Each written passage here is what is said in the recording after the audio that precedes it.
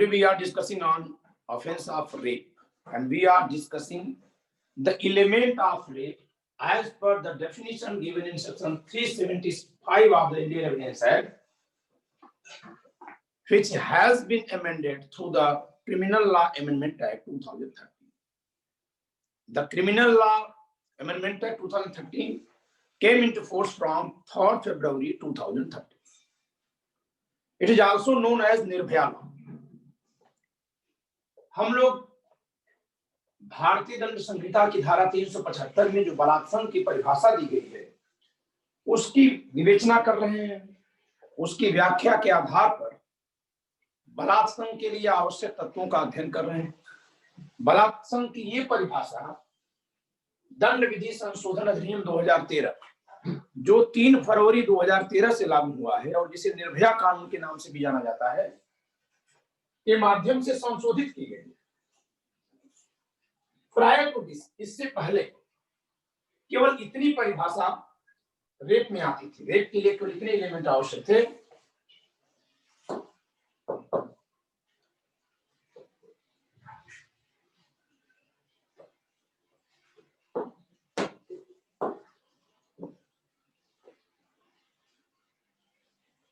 ये इतना physical activity के तौर पे यही जरूरी था। पहले रेप केवल इतना था, ठीक है। अब इसको इनलार्ज करके इतना कर दिया गया। पहले केवल ये एक एक्टिविटी थी जो कि रेप की कैटेगरी में आती थी, if it has been committed without consent और अगेंस्ट हर विल। ओके, इधर पहले क्या था? ये था रेड से मैं जो पहले से था उसको दिखाऊंगा। Yes, secondly without consent, yes. Thirdly, by putting her on any person whom she is interested in fear of death or hurt. Yes. Fourthly, by getting her in belief as to be her husband. Fifthly, if she is unable to give consent by reason of unsoundness of mind. Yes. Sixthly, if she is under 18 years of age. ये भी था, but यहाँ जो 18 था उसकी जगह पे 16 था।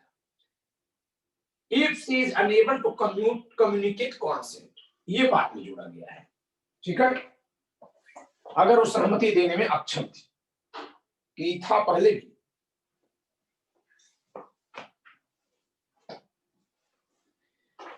तो रेप के लिए 2 एलिमेंट आवश्यक था, act of acute male person and mental condition of the victim female person. ये 2 हिसाब से बलात्संग की परिभाषा लिखी गई थी, क्योंकि बलात्संग का अपराध एक ऐसा अपराध है जो केवल पुरुष द्वारा और केवल महिला के विरुद्ध ही किया जा सकता है, ठीक है। हाँ ठीक है, ये नया जोड़ा गया। ये 7.3 जो है वो न्यू है। तो बाद में क्या क्या नया नया जोड़ा गया है? ये पहले 16 था, अब 18 किया गया और ये एक नया जोड़ा गया। तो आप सोचिए कि रेप की डेफिनेशन को कितना व्यापक कर दिया। उसमें भी जो 3rd फरवरी 2013 को एक ऑर्डिनेंस जारी हुआ था, इस ऑर्डिनेंस को बाद में अप्रैल महीने में पास करके एक्ट बनाया गया। जो ऑर्डिनेंस था उसमें यहां पर हुएवर मेल नहीं था, हुएवर केवल था, जो कोई। तो यहां अगर किसी पुरुष के साथ भी ये क्रिया की गई, पुरुष के मुंह में या नस में, ये सब क्रियाएं जो पुरुष के साथ भी की जा सकती, किसी बच्चे के साथ की गई, उसे भी बलात्संग माना गया था। बाद में जब ऑर्डिनेंस को एक्टेड किया गया तो उस चीज को बदल दिया गया और बलात्संग का अपराध केवल महिलाओं तक रिजर्व कर दिया गया कि केवल महिला के विरुद्ध हो सकता है। नहीं तो जो वो परिभाषा लिखी गई थी वो न केवल पुरुषों के विरुद्ध बल्कि थर्ड जेंडर के खिलाफ भी अपराध की परिभाषा के तौर पे काम हो सकती थी, ठीक। तो पहले केवल नेचुरल एक्टिविटी को, जो नेचुरल सेक्सुअल एक्टिविटी होती है, उसे ही महिला की सम्मति के बिना, उसके इच्छा के विरुद्ध,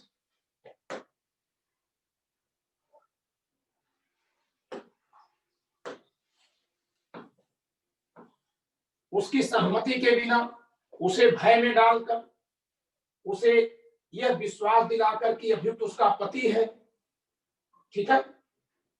अगर वो सम्मति देने में अपने पागलपन आदि के नाते अक्षम हो तब, अगर वो पहले 16 था, 16 वर्ष से कम हो तब। इतने कारणों से, इतनी दशाओं में अगर महिला थी वो सम्मति नहीं दे सकती है, या जहां सम्मति भी दी है उसकी इच्छा के विरुद्ध है। ठीक है, इस पे चर्चा भी करेंगे, इसका मतलब क्या है।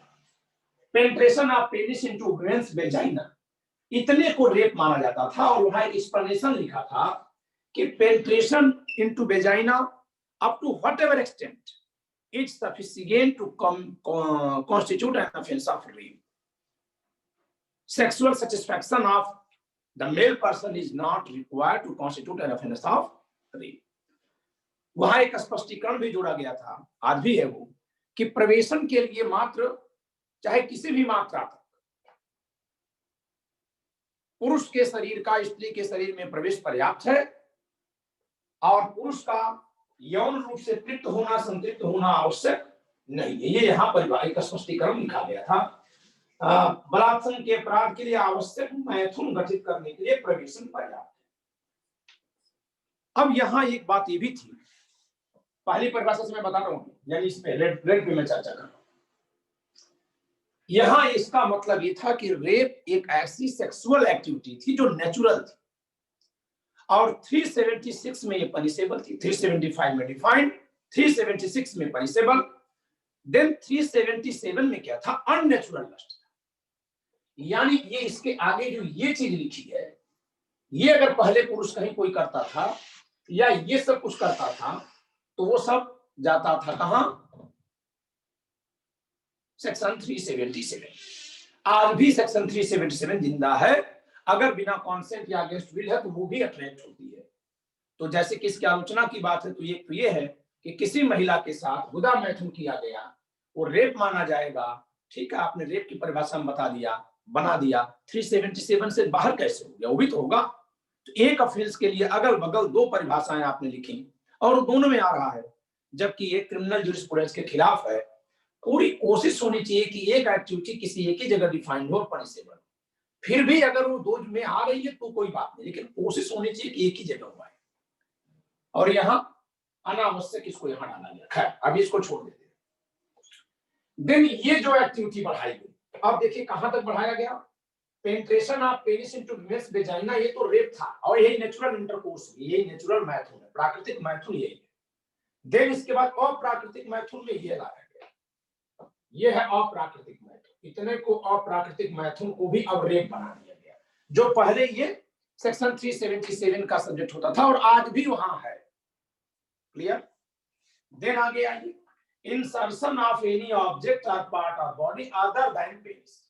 अब यहाँ दो है, एनी ऑब्जेक्ट यानी कोई वस्तु, पेन, कैंडल, निर्भया के मामले में रॉड। अब रॉड इंसर्ट किया, दैट्स नॉट सेक्सुअल एक्टिविटी। गुप्त अंग में किसी भी वस्तु का प्रवेश कर देना यौन क्रिया है क्या? वो तो जान मारने का प्रयास है। अब ऐसे कह दीजिए कि मुंह में कुछ भी डालना, खाना खिलाना, ऐसे थोड़ी होता है। आप उसको अनावश्यक क्या ठूस रहे हैं? रॉड डालने को तो ऑब्वियसली अटेम्प्ट टू मर्डर या मर्डर माना जाएगा। उसके लिए तो ऑलरेडी डेफिनेशन, उसको यहां लाने की जरूरत क्या है? या तो मर्डर से बड़ी दंड आप देना चाहते हो तो बना लीजिए फिर। इंसर्शन ऑफ एनी ऑब्जेक्ट और पार्ट ऑफ बॉडी, अब इसकी जरा बात करें, पार्ट ऑफ बॉडी, क्योंकि इस पर कोई बात पहले नहीं दिखती थी। कोई part of body like finger होगा इनटू वुमेन्स वेजाइना यूरेथ्रा, इसका तो कोई मतलब ही नहीं। कल मैंने समझा दिया था कि ये बकवास है। ठीक है, फीमेल एनाटॉमी देखेंगे तो समझ में आ जाएगा। बट वेजाइना और एनस, यहाँ पे बात है। कुछ लोग बात में सुना देते हैं कि अब महिला के मुंह में ये फिंगर भी डाल देना रेप है, ऐसा नहीं। देखिए, ये डालना रेप है, बट ये अदर बॉडी के लिए हम माउथ टर्म का यूज नहीं है। यहाँ ऊमा है, vagina urethra mouth and anus, यहाँ वुवा है, हमने शॉर्ट फॉर्म में किया इसको। ठीक है, ताकि बात इतने गंदे शब्दों का ज्यादा प्रयोग न करना पड़े। फिर भी हमारे लिए कोई गंदा नहीं, हमारा विषय नहीं। अब ये part of body other than penis, part of body में ऐसा क्या चीज है कि जिसको कहीं पे इंसर्ट किया जा सकता है? पहली बात, इसके लिए इंसर्शन टर्म का यूज है, और पेनिस के लिए पेनिट्रेशन टर्म का यूज है। तो ये पी एंड आई का खेल है, पी आई। ठीक है, क्यों खेल है? इसका कभी कोई बचाव नहीं होगा, क्योंकि इसको मेडिकल पर्पस के लिए कभी भी पेनिट्रेट नहीं किया जाएगा। लेकिन मेडिकल पर्पज के लिए इंसर्शन ऑफ फिंगर और insertion of any other object की जरूरत पड़ सकती है। तो ये जो है इस पर एक एक्सप्लेनेशन लिखा मिलेगा नीचे इस पर कि अगर ये मेडिकल पर्पज के लिए किया जा रहा है तो ये रेप में नहीं आएगा। ये कभी भी मेडिकल पर्पज से नहीं हो सकता, ये क्रिया कभी भी मेडिकल पर्पज के लिए नहीं की जाएगी, लेकिन ये की जा सकती है।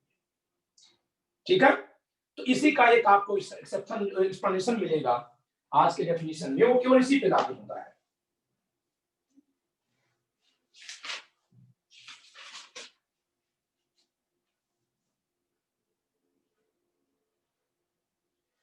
ठीक है, exception 1, A medical procedure or intervention shall not constitute rape। ठीक है, तो मेडिकल के लिए क्या जरूरत है, तो मेडिकल के लिए सिर्फ इसकी जरूरत पड़ सकती है, इसकी कोई जरूरत नहीं। ओके, इसकी भी जरूरत नहीं है मेडिकल के लिए। क्यों? क्योंकि manipulation of women so as penetration could be done, could be cause, penetration could be cause. Penetration मतलब ये किया जा सके, ये मेडिकल पर्पस के लिए कभी नहीं किया जाता। ठीक है, महिला के शरीर में हो सकता है कि अल्ट्रासाउंड में क्या करते हैं, एंडोस्कोपी करनी हो। एंडोस्कोपी चाहे माउथ की होती है, गुदा मार्ग से होती है, वेजाइना मार्ग से होती है। ठीक है, महिलाओं में गर्भधारण की क्षमता चेक करना हो तो उसके लिए हाथ वगैरह इंसर्ट किया जाता है।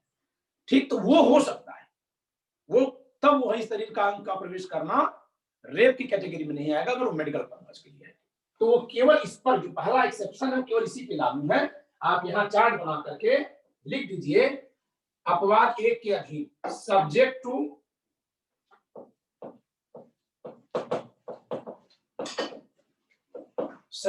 To exception first. ये केवल है, ये बात समझ में आ रही है सबको? जो पहला अपवाद है उसमें कौन सी क्रिया इसमें से आएगी?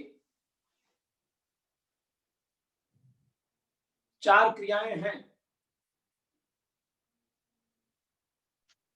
तो केवल जो दूसरी क्रिया है यही पहले अपवाद के अधीन आ सकती है, अन्यथा ये भी नहीं आएगी। पहली, दूसरी, तीसरी और चौथी क्रियाएं कभी भी चिकित्सीय पर्पज के लिए नहीं की जा सकती है, की जाने की आवश्यकता ही नहीं, कभी संभव नहीं कि उसको मेडिकल पर्पज के लिए करना पड़े।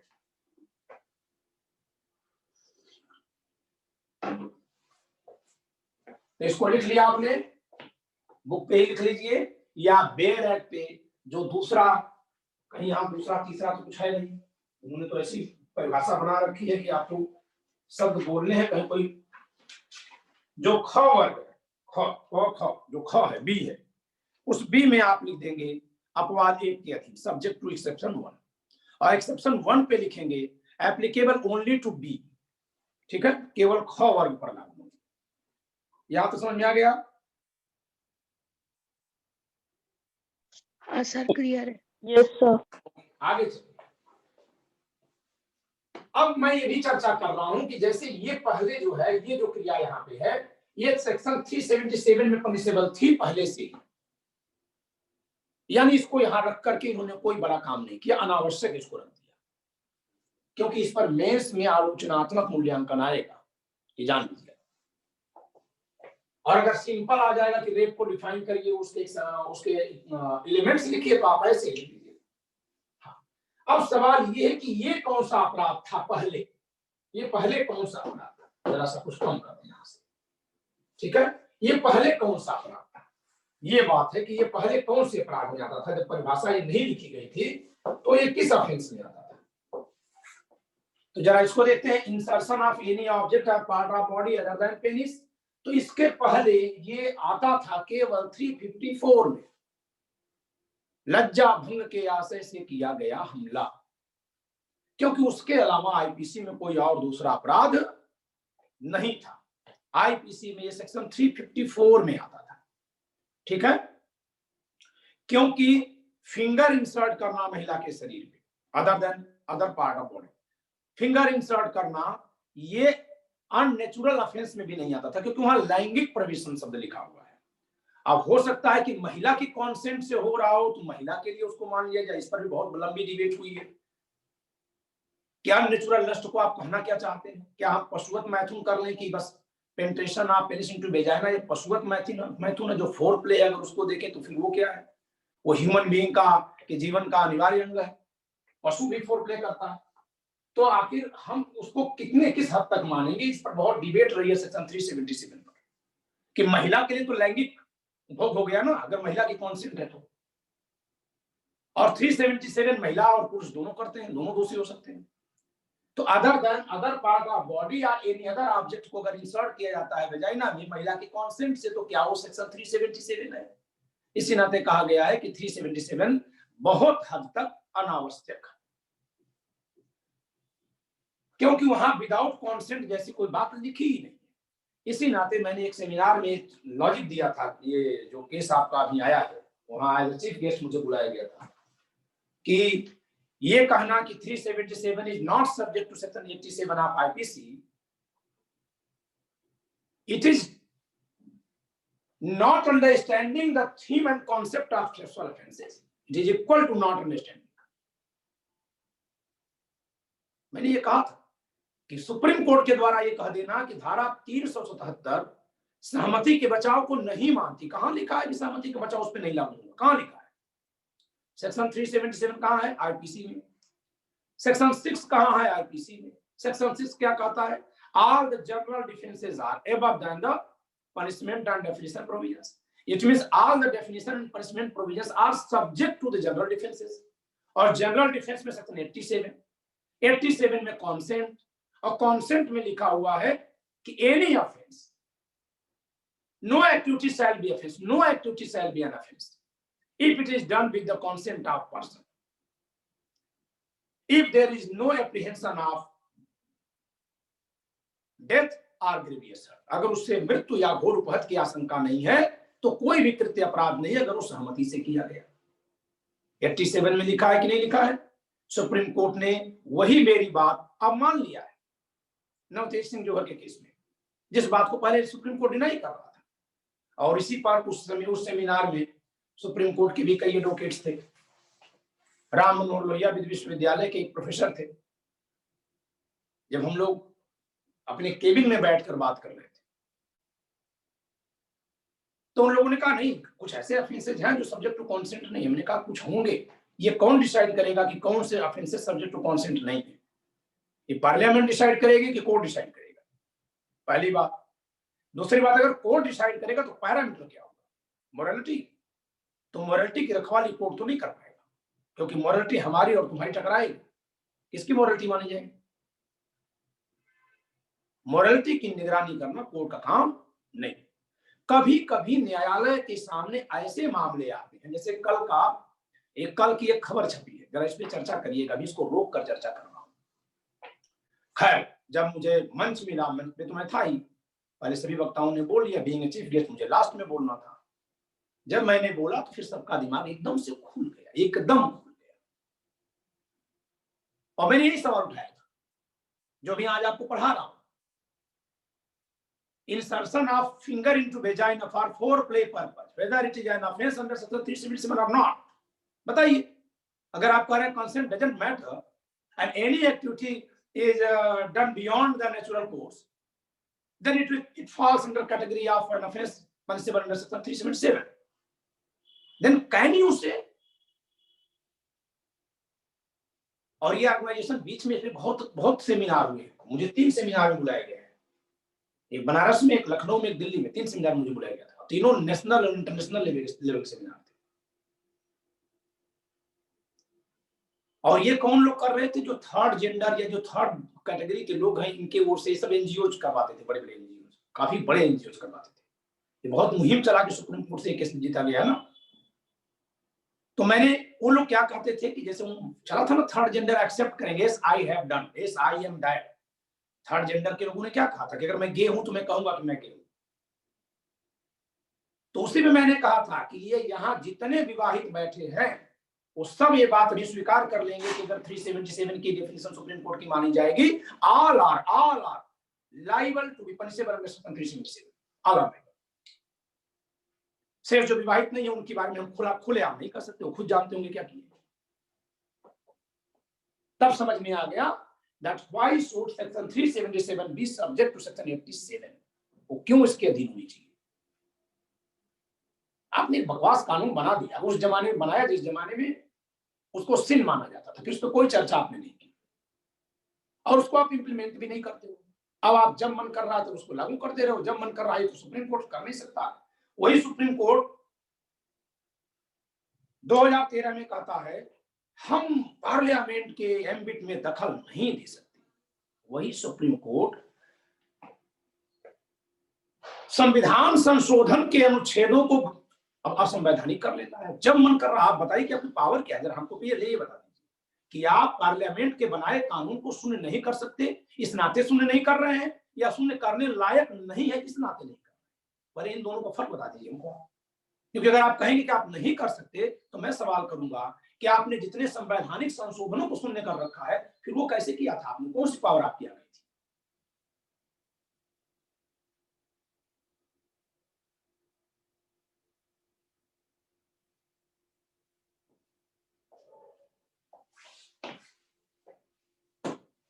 तो ये सारी एक्टिविटीज मैं यहां पे क्यों रुक गया कि अगर इसको हम सेक्शन 377 में ले जाएंगे तो जा तो सकता है सेक्शन 377 की जितनी बड़ी व्याख्या, लेकिन तब उसकी जरूरत ही नहीं है क्योंकि 377 में तो कॉन्सेंट हो या ना हो ये परिभाषा चल रही थी, व्याख्या चल रही थी। समझिएगा, बात समझ रहे हैं ना?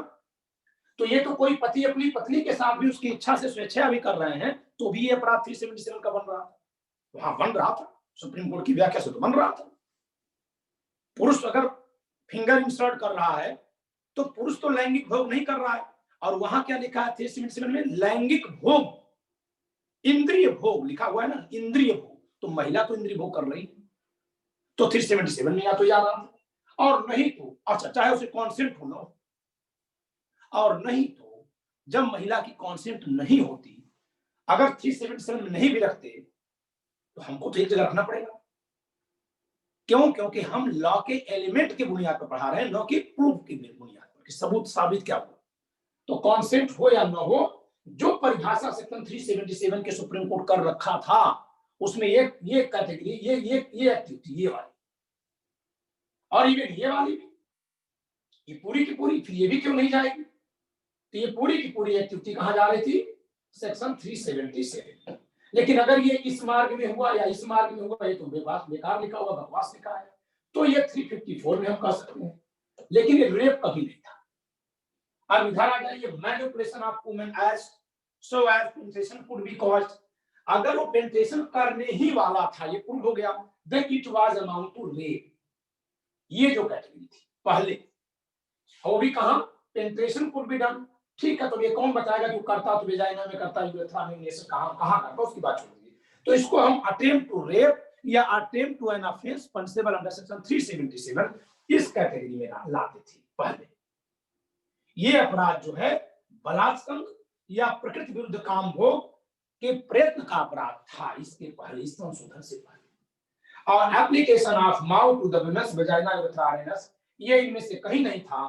या तो ये 377 में जाएगा और नहीं तो ये 354 में जाएगा। तो आप जरा सोचिए कि कितनी धाराओं में आने वाले अपराधों को और कितने लेवल के अपराधों को इन्होंने एक ही में क्लब कर दिया, और इस क्लब करने से ये पूरी डेफिनेशन कचरा हो गई।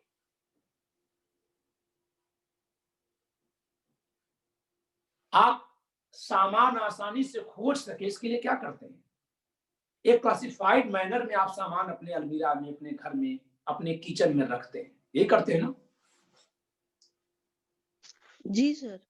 और अगर एक बहुत बड़ी संदूक में, इतनी बड़ी संदूक लेने की जो आपके नाक तक हो, और उसमें बहुत सारे छोटे बड़े आइटम एक बार में डाल दें, आप खोज पाएंगे? इससे तो अच्छा होता कि फर्श पे सामान बिखरा होता, जान जल्दी खोज लेंगे आप। इन्होंने यही गलती की है। पनिशमेंट के लिए इन्होंने कितने सेक्शंस बनाए? 376, 376 A, 376 A B, 376 D, 376 D A, 376 D B, 376 E. इतने दंड बनाए बलात्संग के दंड के लिए। धाराएं 1 2 3 4 5 6 7, 7 धाराएं बनाए। शायद मैं कम गिन रहा हूं तो अधिक कर लो, कम तो इससे नहीं है। 7 सेक्शंस इन्होंने पनिशमेंट के लिए खर्च किए। क्या कोई आकर के ब्रह्मा जी रोक रहे थे कितनी धारा क्यों लिख रहे हो? कि जनता कलम पकड़ रही थी, गिनती कम पड़ रही थी? आप इस परिभाषा को कई टुकड़े में कई नाम देकर लिख लेते। कम से कम बलात्संग की परिभाषा के साथ तो बलात्संग नहीं करते। तो ये इस नाते ये इतना कॉम्प्लिकेटेड हो गया, और इस नाते इसके फेक केस लिखवाने बहुत आसान हो गए। अब जरा इस एक्टिविटी को देखिए, application of mouth to the women's vagina urethra anus. इस एक्टिविटी को जरा देखिए कि जहां फोर्सफुली रेप होता है, जिससे हमारी दुनिया पीड़ित है, जिससे हम निजात दिलाना चाहते हैं इस दुनिया को, क्या वहां ये पॉसिबल है? जहां फोर्सफुली हो रहा है, हाँ, जहां बेहोश करके हो रहा है, उसको उसे अपने को उसका हस्बैंड बना के कॉन्सेंट लेकर हो रहा है, फोर प्ले की कैटेगरी में ये सब एक्टिविटी वही होगी। रेस्ट ये एक्टिविटी नहीं होगी। वो अपना इस क्रिया को अंजाम देगा और चला जाएगा, छोड़कर चाहे गला दबा के चला जाएगा। हमारा चैलेंज क्या था और हमने लिखा क्या? और अगर लिखा तो इस ऑफेंस के साथ इस ऑफेंस को लिखना ये बहुत बड़ा ऑफेंस है और ये बहुत छोटा ऑफेंस है, और फिर इसके साथ इसको जब जोड़ देंगे आप, तब जरा देखिए, और इसके साथ इसको जोड़ दीजिए, इसको अगेंस्ट हर विल फोर्सफुली हो रहा है। इन दोनों को एक साथ, इतने गंभीर अपराध और हल्के अपराध को एक साथ रखना और सबके लिए इक्वल पनिशमेंट हर जगह रख देना, ये बिल्कुल गलत है। ये तानाशाहों की दुनिया का कानून, इसमें कहीं भी जूरिस्प्रूडेंस का यूज नहीं है। अब हम चलते, देखिए ये तो पूरा हमने समझा दिया, इसी बहाने से पूरा आपको याद नहीं होगा। अगर ये पीमा आप याद रखेंगे, penetration, insertion, manipulation, application, A of M, P of P, ये देखिए ये पी ऑफ पी है और ए ऑफ एम है। तो ये दो, यहाँ पे दो दो अंग है, यहाँ पी ऑफ ए, यहाँ ए ऑफ एम है, यहाँ केवल एक अंग है, यहाँ भी केवल एक अंग है। यहाँ मैनिपुलेशन ऑफ वुमेन्स बॉडी है, और यहीं पर कई सारे तत्व हैं, कई सारे आर्गन या ऑब्जेक्ट। निर्भया के मामले में आप इसी को याद करिएगा, जो सेकेंड है, तो आपको ये परिभाषा एकदम याद हो जाएगी। फिर इसके बाद कैसे, वुमा, VUMA, यहां से एम हटा दीजिएगा, यहां एम तो हटा दिया, but other part of body का बताइए कौन सा तमाशा है? Manipulation of women so as penetration could be called into the women's vagina, आपने वेजाइना लिखा थी, यूरेथ्रा आपने लिखा जिसमें कि पॉसिबल ही नहीं है, फिर भी आपने एनस को लिखा, और any other part of body. अब जरा बताइए कि कौन से लोग के लोग हैं कि इन तीन अंगों को लिखने के बाद और any other part of body जो लिख रहे हैं जिसमें पेनिट्रेशन हो सके, तो महिला का और कौन सा अंग बचेगा जिसमें पेनिट्रेशन पॉसिबल है मुंह के सिवाय? मतलब कुछ भी लिख दो, यहां तक शर्म नहीं आई, यहां आकर के पीछे भाग गए। इसको हमने ओपीबी लिख दिया, other part of body, application of mouth to the women's vagina urethra anus. तो जैसे कभी कभी ये समाज में भ्रम फैलाया गया है कि किसिंग या लिकिंग करना भी जो है, सर लिकिंग किसिंग करना भी जो है, स्मूचिंग करना भी रेप की कैटेगरी में आ गया है अगर लड़की 18 साल से कम है। तो एक बात गलत है। ये देखिए, mouth of to the women's, mouth इधर नहीं लिखा है, तो माउथ कहां कहां नहीं है, यहां नहीं है और यहां नहीं। फर्स्ट और थर्ड में माउथ आएगा, यहां लिखा है, यहां नहीं लिखा है, अदर पार्ट ऑफ बॉडी का मतलब है कि वो आएगा। तो इस तरह से आपको एलिमेंट याद हो जाएंगे, इजीली ये याद होंगे, ठीक है। मैं आपको सजेस्ट करूंगा कि ये मेरा चार्ट आप मत यूज करिएगा बुक में, क्योंकि ये बहुत सारे लोग यूज करेंगे, अगर कहीं पूछा जाएगा तो ये किताब हजारों कॉपीज बिक चुकी हैं, मैं उसके भी पहले से पढ़ा रहा हूँ। 2013 से संशोधन के बाद से मैं इस चार्ट का प्रयोग मैं 2015 से 16 से कर रहा हूँ, तो 16 से न जाने कितने लोगों ने इस चार्ट को देखा होगा, तो बहुत सारे लोग इस चार्ट की कॉपी किए होंगे। आप एज चीज कॉपी करने से बचिएगा। अब इस पार्ट पे चलते हैं, act of the male offender, अपराधी का ये। अच्छा एक बात और देखिए, पहले क्या था कि जो पुरुष खुद करता है, अब क्या है, the offender does himself or gets done by the victim for himself or for any other person the following acts। ठीक है, कि कोई व्यक्ति जो अपने खुद करता है वो क्रिया, या विक्टिम के साथ किसी और से करवाता है, या विक्टिम्स को कहता है कि तुम करने दो अपने साथ। ठीक है, आपने ये बात क्यों लिख दी यहां? अगर इसको हम जोड़ देते तो गैंग रेप है, फिर गैंग रेप की डेफिनेशन को यहां क्यों आपने ठूंस दिया? गैंग रेप क्या है? क्या सब लोग मैथुन का कृत्य करेंगे तब गैंग रेप होगा? नहीं, एक पुरुष केवल कृत्य कर रहा है और बाहर दो लोग खड़े होकर के पहरेदारी कर रहा था कि कोई आ ना पाए, वो दोनों भी गैंग रेप के अभियुक्त हैं, दोषी हैं। जानते हैं ना। फिर आप इसको इतनी लाइन यहाँ बढ़ा करके क्यों पर बकवास लिखे हुए, ये अधिनियम से लिखा हुआ है, जान लीजिए। अब हम इधर चलते हैं, जरा इसको हटा दें।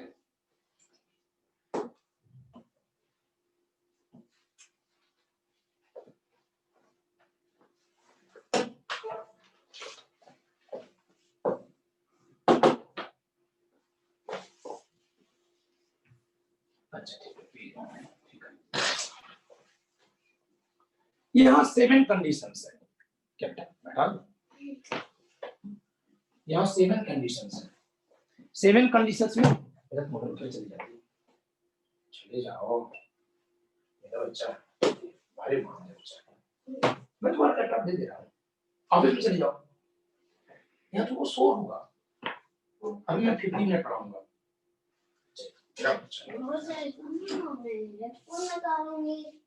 ठीक है, अगर तुमको डिस्टर्ब ना पढ़ लो। ओके, ये इस कंडीशन को जरा देखिए, अगेंस्ट हर विल, इच्छा के विरुद्ध, और देन दूसरा लिखा है विदाउट हर कॉन्सेंट, सहमति के बिना। अब सवाल ये है कि अगर इच्छा के विरुद्ध है तो क्या सहमति है? इच्छा के विरुद्ध है तो सहमति है, ये बड़ी अजीब बात है।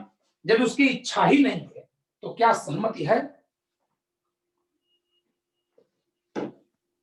नहीं, ये नहीं कर सकते आप। इच्छा के विरुद्ध है लेकिन सहमति है, जरा इस पोजीशन को देखिए।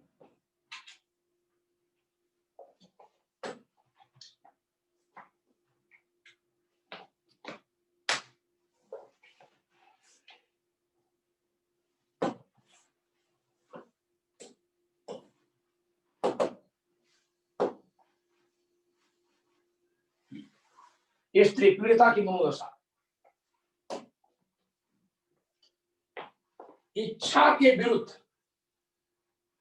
या यहां हर जगह या लिखा है, या सम्मति के बिना।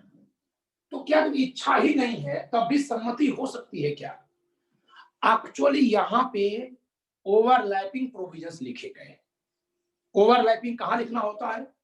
जहां हमारे पास कोई ऐसी चीज नहीं होती है कि वो इस पूरी जगह को ढक सके, तो हम क्या करते हैं, ऐसे ऐसी चीजें बना लेते हैं, ठीक है, जिसमें ओवरलैपिंग भी हो सकती है, ठीक है, जैसे जनरल डिफेंस में आप देखेंगे, ठीक है, तो इसमें बहुत सारी चीजें ओवरलैप कर सकती है, ठीक, इस तरह से हम कोई चीज को ढकते हैं, ठीक है। तो ओवरलैपिंग करना हमारी व्यवस्था थी, वो कैसी थी, तो फिर इतना क्यों लिखा गया, जरा इसको समझिए। ये हिंदी हमने कर दिया, कोई प्रॉब्लम तो नहीं किसी को। इच्छा के विरुद्ध,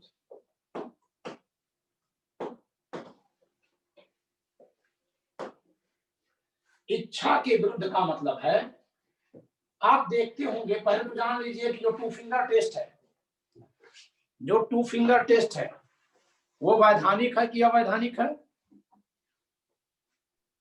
अवैधानिक। एक्चुअली ये 2 फिंगर टेस्ट या इस तरह की सोच हमारी भ्रांतिपूर्ण और अनैतिक महिला विरोधी संकल्पना की देन है। संकल्पना मतलब सोच, सोच की देन है, परसेप्शन की देन है, ठीक है। हम अभी भी ये मानते हैं, अभी भी हम इस आदिम युग में जी रहे हैं कि अगर कोई महिला किसी एक पुरुष के लिए तैयार है तो हमारे लिए भी तैयार होगी। और इसी कारण, यही कारण है कि अगर कोई महिला जैसे रेप निर्भया के मामले में एक अधिवक्ता एपीसी में बोलता है कि अगर 11 बजे वो निकल के अपने बॉयफ्रेंड के साथ घूम रही थी तो फिर होना ही चाहिए। क्या होना चाहिए? महिला की इच्छा का कोई मतलब नहीं, सिर्फ उत्तेजना का मतलब है, यानी महिला की इच्छा से कोई मतलब नहीं है, उसके एक्साइटमेंट से मतलब है। शी इज एक्साइटेड, फिर कोई पुरुष जाके उसको रोक दे, यही तो कहना चाह रहे हैं। यही तो हम सदियों से सोचते हैं, पशुवत व्यवहार।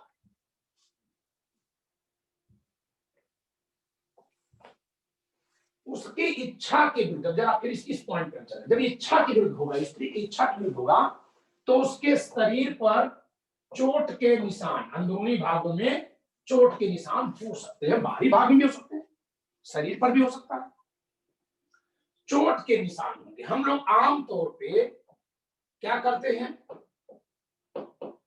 कानून में तो हमने पुरुष को दोषी मान लिया है, लेकिन अभी भी समाज में, सामाजिक सोच में हम महिला को ही दोषी मानते हैं या कोशिश करते हैं कि उसको दोषी मान लिया जाए। अभी भी हम समाज में महिला को दोषी मानते हैं। डिस्टर्ब नहीं हो रही हो? ठीक है, अगर हो रही है तो फिर घर अंदर जाना किसी। अभी तो ये कैटेगरी तो सबसे हीनियस है, उसके इच्छा की। अगर महिला की इच्छा की, चाहे वो वयस्क महिला ही क्यों ना हो, शारीरिक रूप से मैथुन के लिए पूर्ण विकसित महिला ही क्यों ना हो, अगर उसकी इच्छा की विरुद्ध, महिला की इच्छा के विरुद्ध संभव है, पुरुष की इच्छा के विरुद्ध संभव ही नहीं है। महिला की इच्छा के विरुद्ध अगर कृत्य किया जाता है तो उसके शरीर पर चोट हो सकता है, उसे पेन हो सकता है। इसी के फिजिकल एविडेंस मिलेंगे कि उसके साथ जबरदस्ती की गई, इसके एविडेंस मिलेंगे। इनके तो एविडेंस ही नहीं मिलेंगे उसके शरीर से कि उसकी इच्छा के विरुद्ध हुआ था कि कैसे हुआ था। हाँ, इस मामले में यहां भी उसकी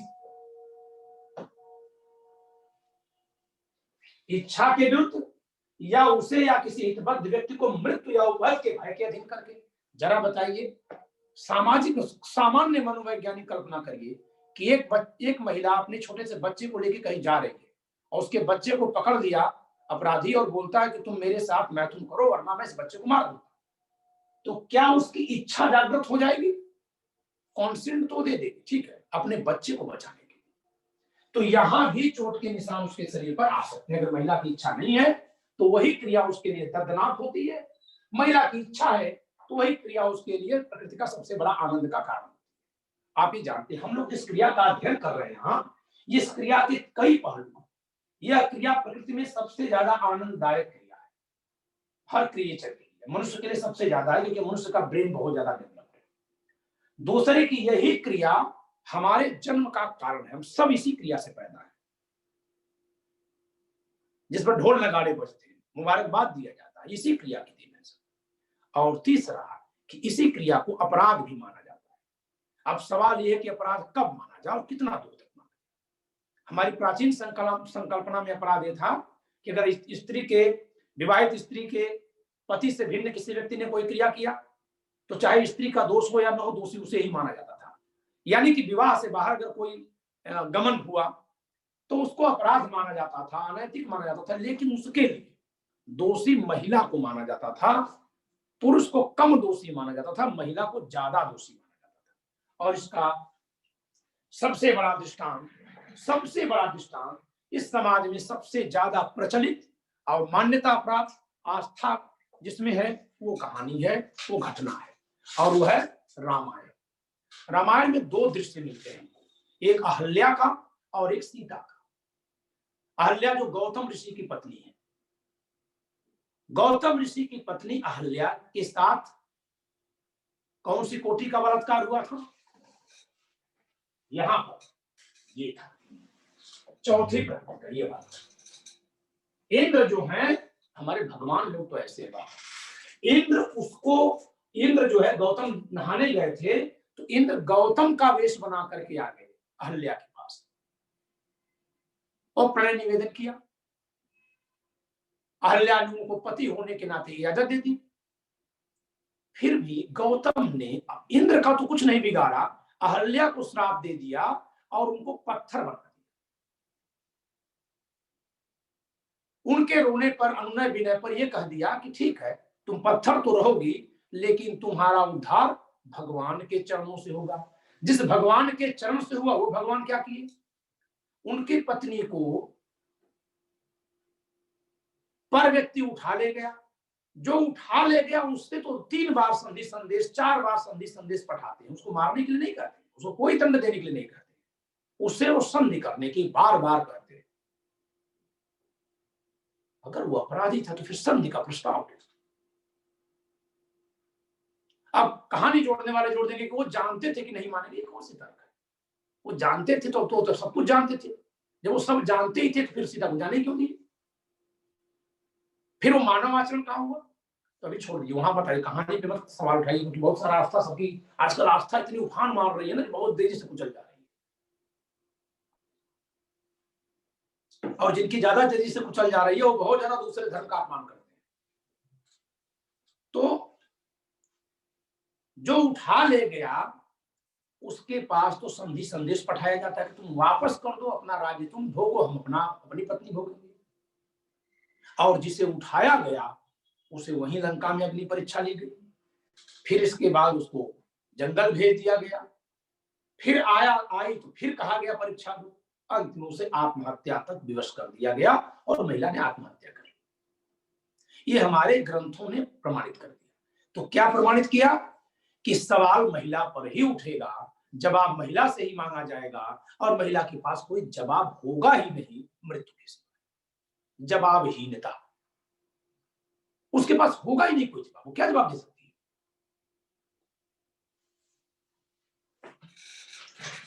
आज का समाज क्या है कि नहीं, पुरुष को दोषी मानेंगे, क्योंकि प्रकृति ने तो खुद महिला की शरीर ऐसी बना दी कि उसकी इच्छा के बिना कुछ किया जा सके, उसे कॉन्सेंट के बिना भी कुछ कर दिया जाए। आखिर महिला पे सवाल क्यों? ये तो ब्रह्मा की रचना में दोष है ना, जिसका भुगतान महिला कर रही है।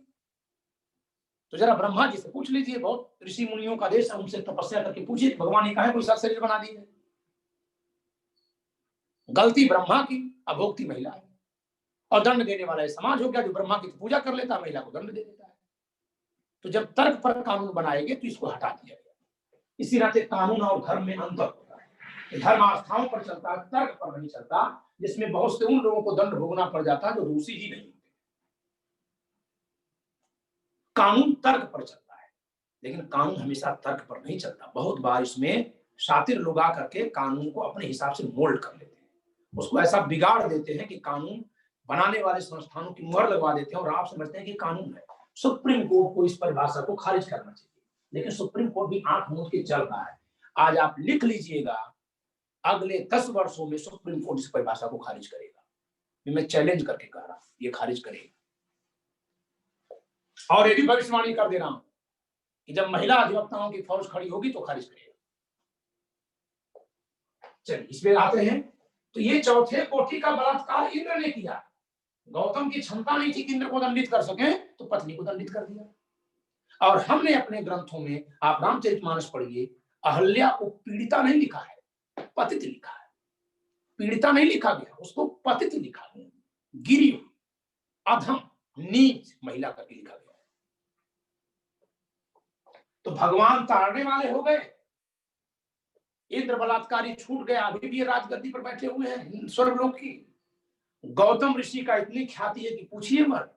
और जो सबसे अबला थी, जिसका कोई दोष नहीं था, जो उस कृत्य को रोक नहीं सकती थी, वो हो गई पतित। और सृष्टि के जो रचयिता निर्माता है वही आकर के पतित पावन बन गए। दोस्तों उनका है जो उन्होंने ऐसे शायरी रचना बनाए। चलिए हमारे साथ थोड़ी देर पढ़ लेंगे तो दिमाग बहुत ज्यादा उठ जाएगा।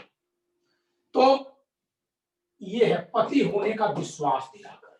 यहां अगर ये विश्वास दिलाया गया तो ये इच्छा के साथ हो सकता है, सम्मति भी हो सकती है, ठीक है, ये सब कुछ है। अब इसमें एक चीज आपको और समझना है, यानी कि चोट कहां होगी, दर्द कहां होगा, स्त्री की इच्छा के विरुद्ध, या जहां उसे भय के अधीन करके उसको रजामंद किया गया है। जैसे बुलंदशहर में रेप हुआ था कि पुरुषों को, महिलाओं को, 2 कार में जा रही थी, पकड़ लिया गया था, एक कार में जाने वाले, और माँ थी, बेटी थी, चाची थी, सबके साथ रेप हुआ था। पुरुष लोगों को पिस्टल लगा करके मार पीट करके बंधक बना दिया गया था। अब वो महिलाएं सहमति नहीं देंगी तो करेंगे क्या? तो उनको भय है कि हमारे शरीर से भोग लेगा, कम से कम जान तो छोड़ देगा। अपने पर तो खेल जाएगी, लेकिन अपने लोगों पे नहीं खेल पाएगी। ये वहां पे ये क्रिया थी। ऐसी ही जगह पर आपको फिजिकल एलिमेंट देखते हैं, चोट के निशान देखते हैं, लेकिन आप क्या करते हैं, मेडिकल टेस्ट कराते हैं। ये जो मेडिकल टेस्ट का खेल है इस देश में, वो रियल विक्टिम को रिविक्टिम करने के जैसा है। कहीं भी ऐसा मेडिकल टेस्ट नहीं है। क्या किसी 40 साल की, 45 साल की, 35 साल की, 50 साल की महिला के साथ रेप नहीं हो सकता क्या? किसी 2-4 बच्चों की मां के साथ रेप नहीं हो सकता? उसका 2 फिंगर टेस्ट करके क्या आप पता लगा लेंगे? 2 फिंगर टेस्ट बैन है। वो अपने आप में, आज की बात अगर करें तो अपने आप में, जो अधिवक्ता यहां सुन रहे हैं, वो अपने आप में इस श्रेणी में आने वाला रेप है।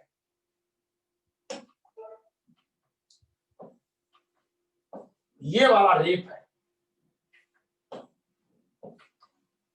ये जो 2 फिंगर टेस्ट अगर कहीं हो रहा हो, खबर मिले, आप उस डॉक्टर पे, उन पुलिस वालों पे रेप का केस लिखवाएंगे।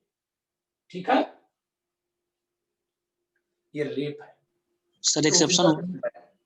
एक्सेप्शन 1 में फॉल नहीं करेगा, नहीं फॉल करेगा। दैट्स नॉट मेडिकल पर्पस, वो नहीं फॉल करेगा। फिर भी धड़ल्ले से कराया जाता है। और आपको एक सच्चाई, नंगी सच्चाई बता दूं, पुरुष डॉक्टर करते हैं। इसी नाते रेप के रियल केसेस से लोग भागते हैं। और ये सूचना किसको दे दी जाती है? उसके पिता को, भाई को, कि ठीक है हम 2 फिंगर टेस्ट करवा दे रहे हैं। हम लोग भाग जाते हैं, छोड़ देते हैं केस।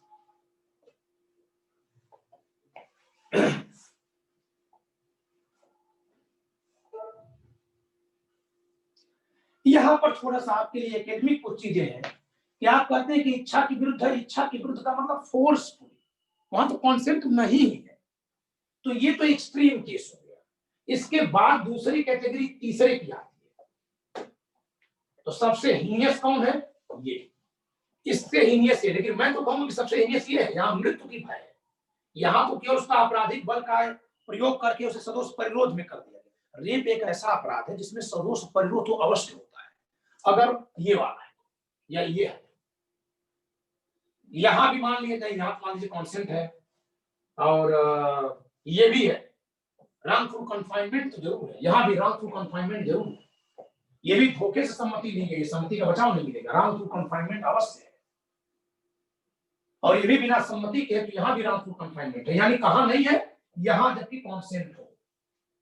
इसको छोड़ के बकिया बाकी हर जगह रॉन्गफुल कन्फाइनमेंट है। रेप एक ऐसा अपराध है जो न केवल शरीर के विरुद्ध है, बल्कि मन और सम्मान के विरुद्ध भी अपराध है। इस नाते अगर वो मन के पक्ष में भी है, मन के पक्ष में भी है, तो भी जैसे यहां पति होने का विश्वास दिलाया, महिला ने पति समझकर उसके साथ भोग किया, इंजॉय किया। इवन देन जब उसको पता चलेगा कि तो मेरा पति नहीं था, उसके मन को चोट लगेगी। और जब समाज को ये पता लगेगा तो महिला का अपमान होगा। तो बलात्कार एक ऐसा अपराध है जो शरीर के ही विरुद्ध नहीं, बल्कि मन के विरुद्ध, शरीर के विरुद्ध और ख्याति के विरुद्ध, तीनों के विरुद्ध है। इच्छा के विरुद्ध वहां देखना है जहां की सम्मति है कि नहीं, ये प्रूव नहीं करना है। जहां फिजिकल इंपैक्ट दिख रहे हैं, महिला के शरीर पर चोट है, घाव है, अंदरूनी भाग में चोट है, इसका मतलब उसकी कॉन्सेंट नहीं थी, इच्छा भी नहीं थी। इच्छा के विरुद्ध है, विरुद्ध फोर्स। अब सम्मति के बिना, सम्मति शब्द का प्रयोग कैसे होता है? तो सम्मति के बिना, ये इसके बाद का दूसरा है। और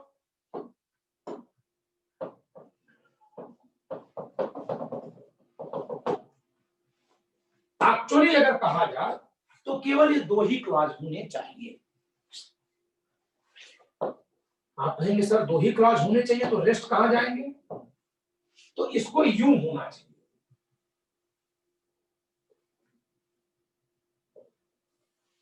यानी इस दूसरे को ही मेन बना दीजिए और इसी के सब क्लॉजेस बना दीजिए, एक्सप्लेनेशन बना दीजिए। तीसरा, चौथा, पांचवा, छठवां, सातवां। ये जो तीसरा, चौथा से लगाए सातवां तक है, ये दूसरा का ही विस्तृत रूप है। सम्मति के बिना, सम्मति के बिना कैसे? कि सम्मति तो है लेकिन लॉ में सम्मति नहीं मानी जाएगी, तो ये हो जाएगा। सम्मति वो देने लायक ही नहीं थी, तो सम्मति नहीं मानी जाएगी। ये भी है पांचवा और सातवां।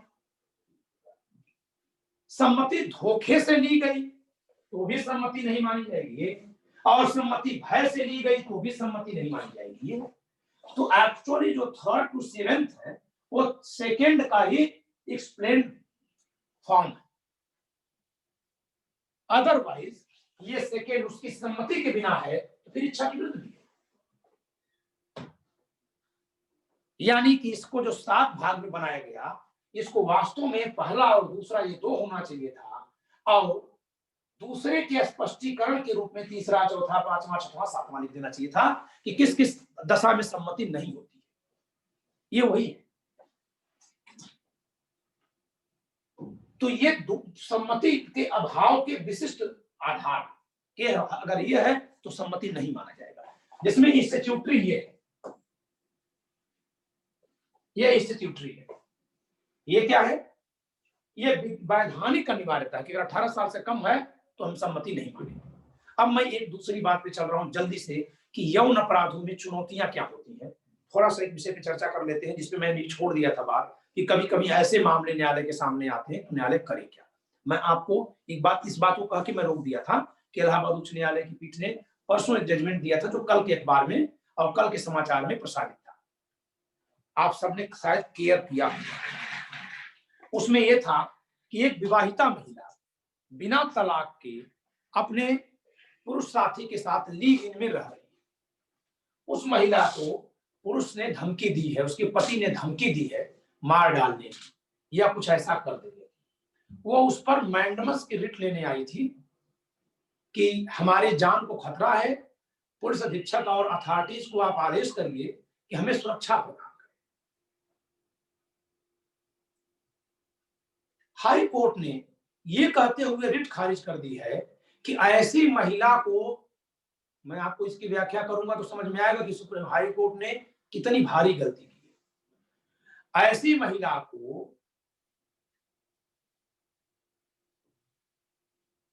विधिक संरक्षण देना अपराधी को संरक्षण देने के समान है। ऐसी महिला को हाईकोर्ट ने क्या कहा, खारिज की है, पिटीशन खारिज की है। ऐसी महिला को संरक्षण देना, विधिक संरक्षण देना एक अपराधी को संरक्षण देने के समान है। हम ऐसा काम नहीं कर सकते। तो ठीक है, फिर आप किसी भी अपराधी को संरक्षण देना बंद कर दीजिए। आपने जो ये तर्क दिया, पहली बात तो यह कि वो अपराधी है। अपराधी कैसे है? क्योंकि आपने ये कहा कि दूसरे से, सुप्रीम कोर्ट ने, हाई कोर्ट ने तर्क दिया वो महिला अपराधी कैसे हो गई। तो हाई कोर्ट ने तर्क दिया कि कोई विवाहित पुरुष या स्त्री दूसरा विवाह नहीं कर सकता, और जब दूसरा विवाह नहीं कर सकता तो बिना विवाह किए भी नहीं रह सकता। वाह लॉजिक। तो फिर ये भी लिखवा लीजिए कहीं अधिनियम में। चलिए अगर ये भी मान लिया कि नहीं रह सकता, ठीक है, तो नहीं रह सकता तो फिर उस महिला को खींच के लाइए बालों से कि वहां कैसे बैठी है। आप महिला को खींच के नहीं ला रहे, इसका मतलब आप उसे अपराधी नहीं मान रहे, आप संकल्पना में अपराधी मान रहे। अगर आपके दृष्टि से वो अपराधी है तो ट्रायल चलवा के उसको पनिश करिए ना, आदेश करिए, कांग्रेस लिया जाए। आपने ये नहीं कहा, आपने उसको बिना ट्रायल के अपराधी कह दिया और बिना कानून के अपराधी करके कह दिया हम संरक्षण नहीं करेंगे। तो अब संरक्षण नहीं करेंगे तो क्या करेंगे आप? मैदान को खुला छोड़ देंगे, इसका मतलब वो पुरुष कल जाए और उस महिला को गोली मार दे तो क्या उस पुरुष को बचाव दे देंगे कि भाई हम तो कहे थे कि अपराधी है और अपराधी का हम संरक्षण नहीं करेंगे। संरक्षण नहीं करने का मतलब को लावारी से जो चाहे सो कर ले। तो क्या पुरुष को, उसके पति को बचाव दे देंगे? ये होता है नैतिकता और कानून का घाल में। आप इससे यह अर्थ निकाल लीजिएगा कि मैं उस महिला के पक्ष में हूं, न मैं महिला के पक्ष में हूं, न मैं पुरुष के पक्ष में हूं, न मैं पति के पक्ष में हूं। मैं तो कानून खोज रहा हूं कि उसके क्या करना चाहिए था और एक न्यायाधीश को न्याय के लिए क्या करना चाहिए। यहां न्यायाधीश ने क्या किया, नैतिकता की चादर को आधा अधूरा तान करके अपने दायित्व से पल्ला झाड़ दिया।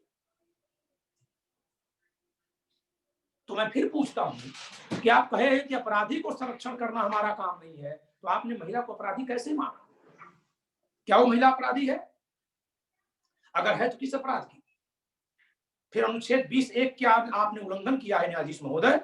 आप बताइए कि जिस कार्य के लिए कोई दंड का विधान नहीं है था 377, उसमें भी महिला अपराधी नहीं थी।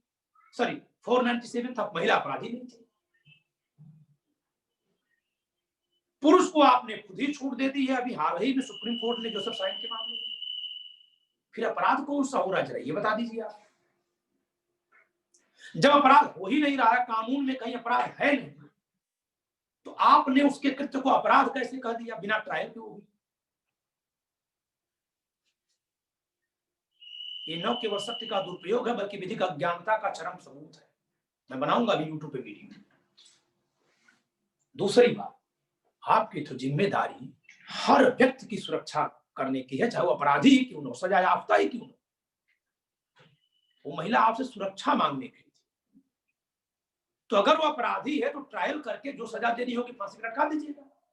कि आप कह देंगे कि क्योंकि इस पर हत्या का आरोप है तो हम इसको सुरक्षा नहीं देंगे, जो चाहे मार दे इसको। ये निर्णय कहीं से भी न्यायिक है? पंकज त्रिपाठी इस तरह सोचता है, बताइए ये कहीं से न्यायिक फैसला है? ये आदमी की बात है।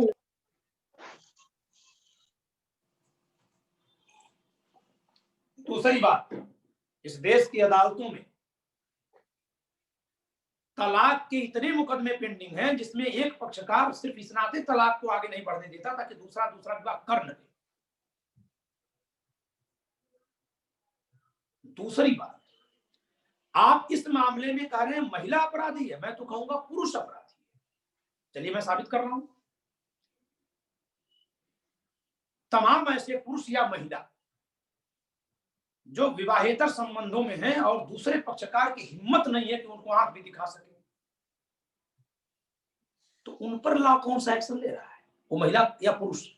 इमेजिन करिए कि उस कृत्य में वो पुरुष शामिल होता है और महिला तो उसको धमकी देने लायक भी नहीं कि मैं मार दूंगी। पुरुष तो अदालत भी नहीं जाता, महिला के लिए कोई रास्ता ही नहीं है क्योंकि इस कृत्य को आप अपराध मानते नहीं।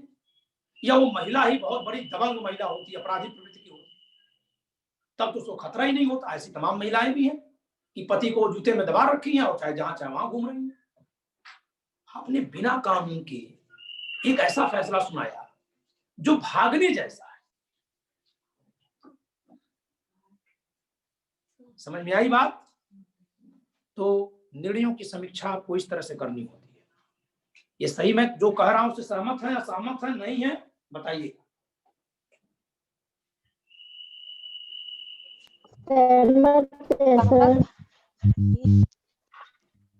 आप हमको इमोशनल और मोरल बना करके फैसला मत करिए।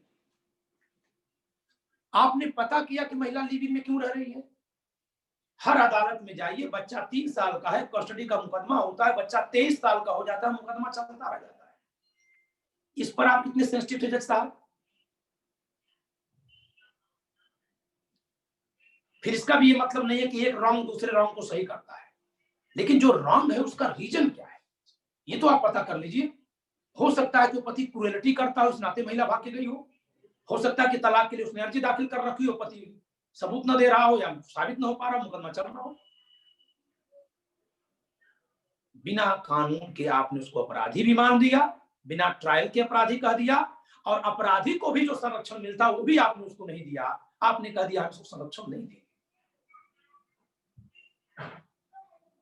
आधी अधूरी मोरटी के चद्दर में, फटी चद्दर में कानून का अपमान करने का काम आपने किया है। ठीक है, हम लोग कल मिलेंगे। ये सारी बातें आप समझ गए हैं।